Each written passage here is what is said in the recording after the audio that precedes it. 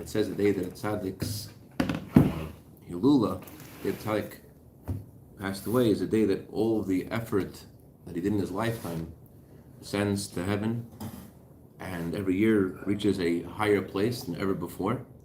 And from that higher place of the impact of all of his work and effort throughout his life, from there comes salvation to us on this earth. So today, speaking of salvation on this earth, I wanted to look at something, as Alter Rebbe said, to live with the times. This week's Torah portion talks about leaving Egypt. And leaving Egypt is something that's, as the Talmud tells us, is not just something in the past, but in every generation, every day, we're supposed to view ourselves as if we ourselves left Egypt. So I wanted to take one of the points which are really a building block, the Aleph base, the alphabet of chassidus, and how this really gives us the ability to leave the various kinds of Egypt that every one of us experiences, things that limit us and stop us from being the way that we can be. In this week's Torah portion, Hashem announces He's going to take us out of Egypt, and there are four exiles. Egypt was the first, and Hashem's announcement begins with, "I will take you out of Sivleis Mitzrayim." I'll take you out of, the way it's usually translated is, the suffering in Egypt. But Sivleis doesn't really translate as suffering. Chassidic masters, the Kotzker, he says the word Sivleis means patience. Savul means suffering. When Hashem says, I'll take you out of Egypt, he says, I'll take you out of the patience, because often what keeps us in Egypt is the fact that we think that there's no other place, there's no other choice, and we have to be there. We think that we don't have the power to leave, we don't have the desire to leave, we don't have the chance to leave. Therefore, we are satisfied being the way we are because we think this has to be this way, it can't be any other way.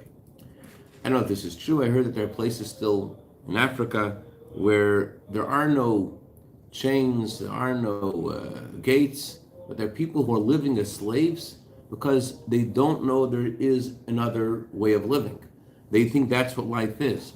They think that their life has to be about what others do to them, and they don't have an identity of knowing that there is another way to live, and that's really the greatest kind of slavery. And that's what happened when the Jews were in Egypt. It says that 80% stayed in Egypt. And the reason they stayed in Egypt, this book, Talmud says, because they didn't want to leave Egypt. But the question is, how could they not want to leave Egypt? Who wouldn't want to leave Egypt? And the answer is that they didn't know that they are in Egypt. They thought that this is just the way life is. And so too, on a personal level, in our own Egypts, whether our Egypt is our lusts or our arrogance or our anger or our addictions to social media or to television or to whatever it is.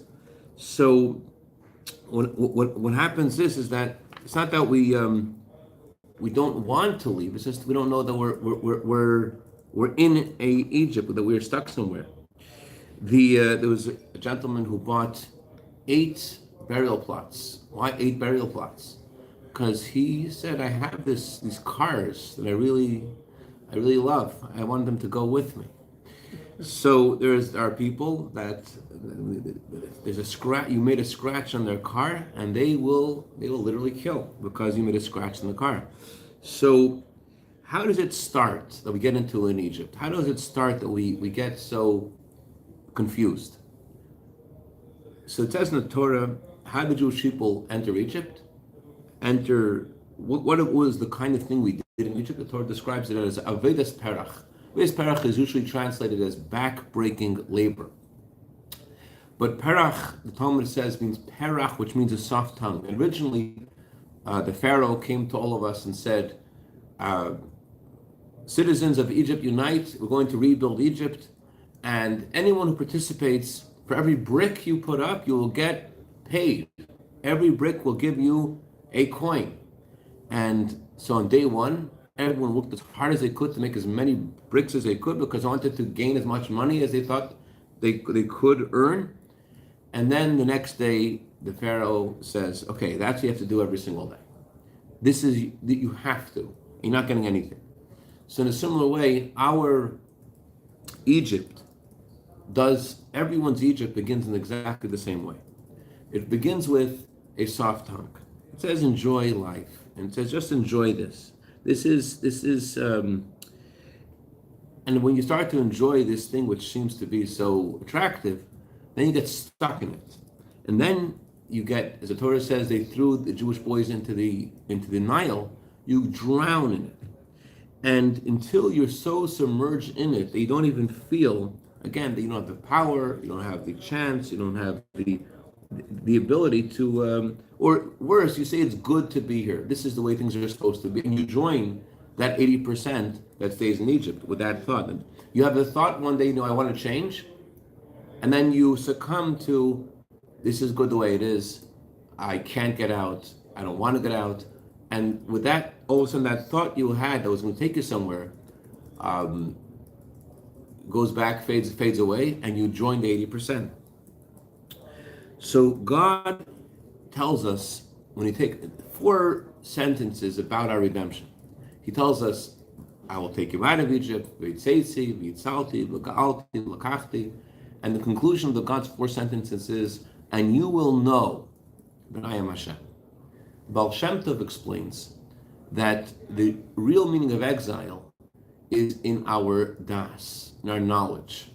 And there are many meanings of that. One of them is that being in Egypt means you don't know that you're in Egypt, that you think that things are okay. So let's learn a little bit about ourselves and let's get out of there. So today, let's just think about something, a fundamental truth that the author says in chapter 2 in Tanya.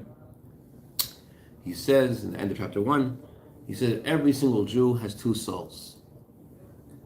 The chassidus and the shamas and the yisisi have 2 souls. It's not like people think there's just a yetzer tov and a yetzer hara, and there's a person and there's 2 different things. There's 2 completely different personas in us.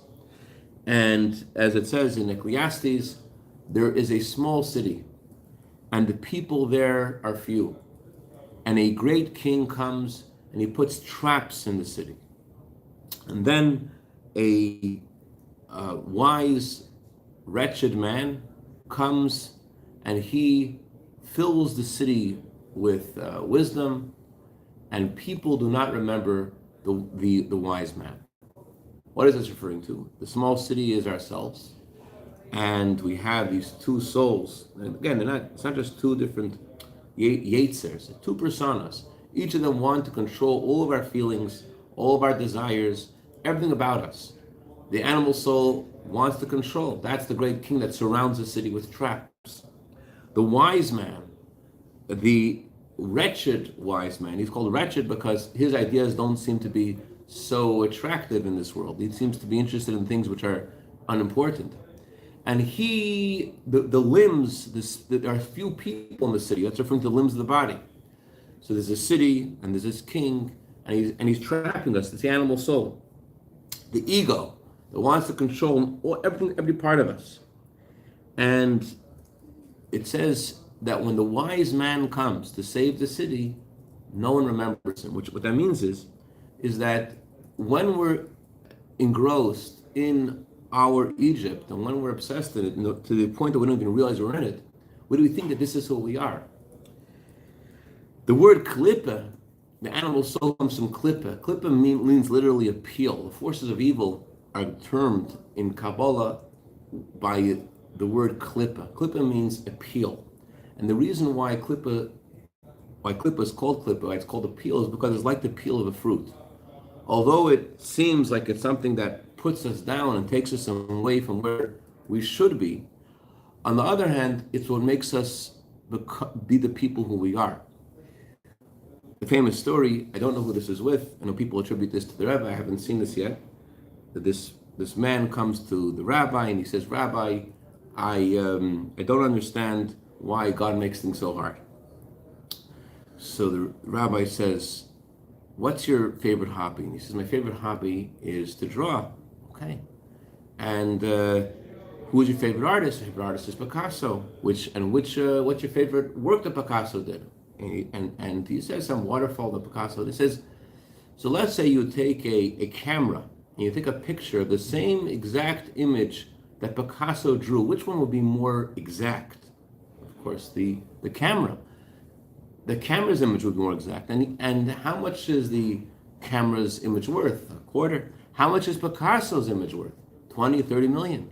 What's the difference? Doesn't know. Difference is, said the rabbi, is that he put his life into that drawing. I know some people, I have a friend of mine who made a movie, and he spent 10 years of his life, he sold the movie to Sony, and Sony butchered the movie, or butchered the noble theme he had in the movie, and he redid the movie just for himself because it's his artwork, and he wanted to preserve his artwork to be the way he wanted it to be. People in their artwork, they put themselves in their artwork. It becomes them. So our animal soul, our challenge through our animal soul is the peel of our fruit. It's what makes us become who we are, makes us not become robots. Sometimes, I feel like all the different things I have in myself that are challenging to that wouldn't be great not to have those things. But then if I didn't have those things, that wouldn't be me, right? So if we were looking to ourselves, we would see immediately that most of our feelings, most of our thoughts, most of our attitudes and perspectives are the animal soul. And all of a sudden we feel this gap between where we want to be and where we are, where we feel right now and how we should feel, and where we are in the present and how we like things to be. And this gap that we feel is an opportunity. It doesn't feel good. The gap you feel doesn't feel good. And we have a choice. We could run away from that feeling. We could run away from that icky feeling like I'm not where I should be, I'm not where I'm supposed to be. And then we're back in Egypt again. That's what the Kotzker meant. He said Hashem takes us out of the patience of Egypt. He says, don't be patient with Egypt. Don't listen to that voice that says it has to be this way, that you have no chance to go out.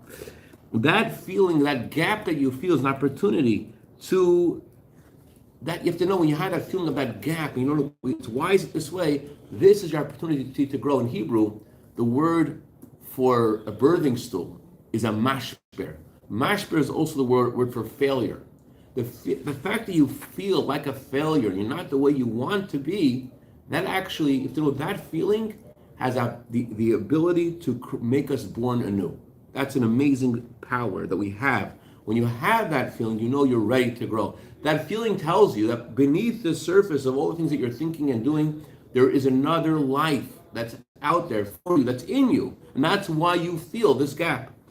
And so when you have this vision, and on the other hand, you're looking at the way you are now, and you feel this gap, you have the opportunity to say to yourself, I'm going to commit, or everyone said he prefers the word inspire rather than the word commit.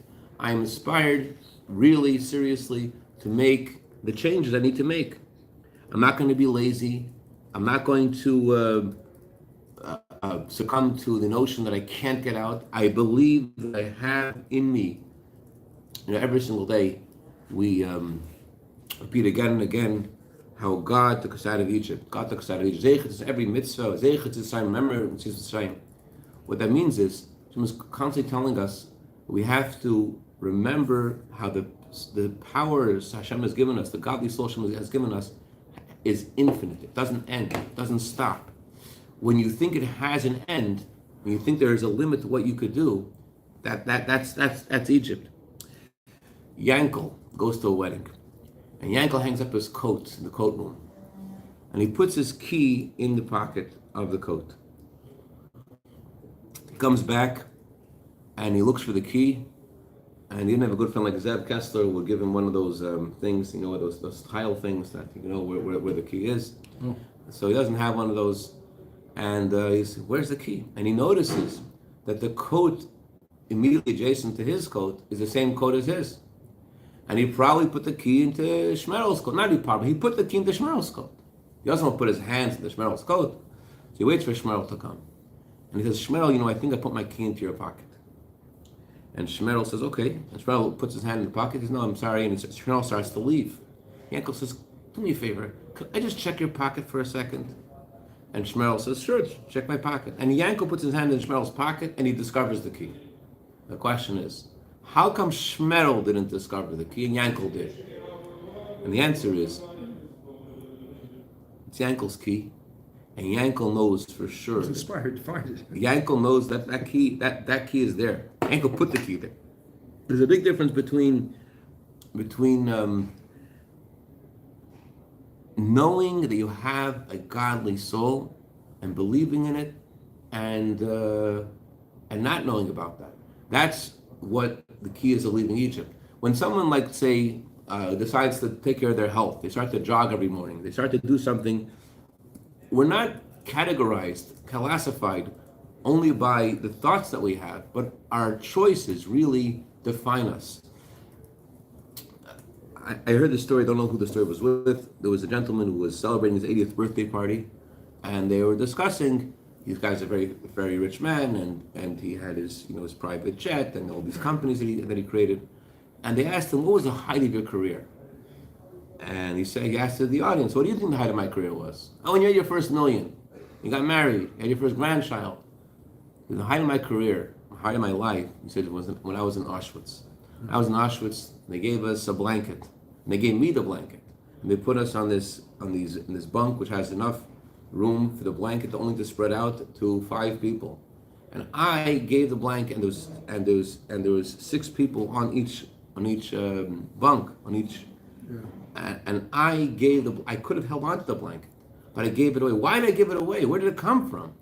Maybe discovered there's something in me that's not egotistical, that's not the way things seem, that have something else in me that's beyond that.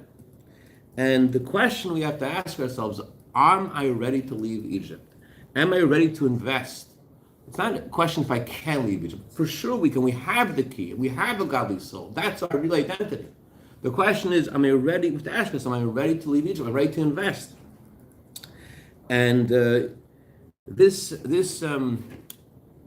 question that we ask ourselves has to summon within us this commitment, this inspiration that I'm going to make choices. We don't realize Viktor Frankl, also in Auschwitz, famous therapist, famous inventor of logotherapy, he said he saw in Auschwitz all kinds of people who were human act like animals, and people who were animals act like human. And he said that acted not just humans, acted superhuman. He says the one thing that you can never lose is your free choice. Our choices that we make, that's really defines us. The actions that we take are more important than the thoughts that we have, and the choices we make are really define where we are and where we're going, who we are. Yankel, thinking of Yankel a lot today, as usual. Yankel's very sensitive. Yankel's very easily insulted. Yankel gets angry very easily. So my friend, his rabbi, had a discussion with Yankel about sensitivity. And basically, when a person gets angry, where does it come from? Why does a person get angry? A person's in a situation, and they feel that they're losing control, and they're frightened, and they feel the ground is being pulled out from underneath them. And they don't have in their memory some similar experience to know how to deal with the situation. And so they feel they're losing control, and they feel a lack of security. And so they want to get back into control. And so that's why they raise their voices and do all these things, but it's really coming from a feeling of fear. So when someone gets angry at you, there's no reason to be angry back, because just like when a little child gets upset, what do you do? What's the right response? The child gets upset. You're not supposed to tell the child, why are you getting upset? What's the matter with you? The child's going to be upset because a child is feeling not safe, not feeling okay. So what we need to do when we see our child, see our son, see your daughter, what do? You want to lessen the pain that they're experiencing. You want them to feel better. You want to you want to pick them up. You want to get them out of that zone of fear. You want to lighten their burden. And so too with this adult, it's the same thing. He is like the child. So you want to. You need to address the situation the way it really is. People don't respond to a situation the way it is. They just respond to it according to how they feel. But we have a choice. Someone says to you, you are saying foolish things. You're saying idiotic things. So you have a choice how you want to respond. One way of responding is, I'm saying idiotic things, you're saying idiotic things. Where does that come from? It sounds like a person who has a lot of self-confidence, but it's the opposite. The reason why the person says this is because they don't feel safe in themselves. Therefore, they want to exhibit that they are in control. That they do have something to say. But we have another way of responding. We could respond calmly with a smile. No, I do say idiotic things sometimes, but let me tell you why I think the way I do, and maybe you have your perspective, and that's fine. And it's great you have your perspective. It's great that I have my perspective. That's the way the world is. So we have that choice. How we and when you make that choice, that you say that you feel like you're in control and you can respond the way you want to respond, you feel all of a sudden this tremendous value of yourself, that you have this freedom to respond the way that you are supposed from your neshama. You have to respond from your soul. So, bottom line is, we can't give the control of our lives to someone who is not in control of their own life and respond with anger, more anger. And we have to like in that moment, you have to say to yourself, this person doesn't feel safe, and that's why they're reacting this way. And they don't give them the control of your life. Instead, you should be like their parents, and you should help lighten their burden, and so that they don't feel so. When you make that choice, that you want to, that you're not forced to respond a certain way, as the famous teaching of also the Kotzker Rebbe. He said, if I am I because you are you, and you are you because I am I, then I am not I and you are not you. But if I am I because I am I, and you are you because you are you, then I am I and you are you, and then we can talk. So that's the meaning of leaving Egypt. We're able to look into ourselves and to ask where that feeling of the gap you're feeling in your life is coming from, and to use that feeling and to actually make the steps to go out of where you are, to feel the responsibility. I can make a difference. I can change this, and to make the steps to get there. And this is how we. This is the road to Mashiach. It's the road to Gula. Gula is about freedom. Hashem frees the Jewish people, and it starts by each of us freeing ourselves from the bondage of the voice of the Pharaoh within us, the animal soul within us. It says, no, you have to be this way. You're always going to be this way. You can't change these things, and we have to respond. No, I have the key. The key is in my hand. I have this key, and I'm going to leave Egypt. Any questions or comments? Thank you. All right, thank you. Have a great day.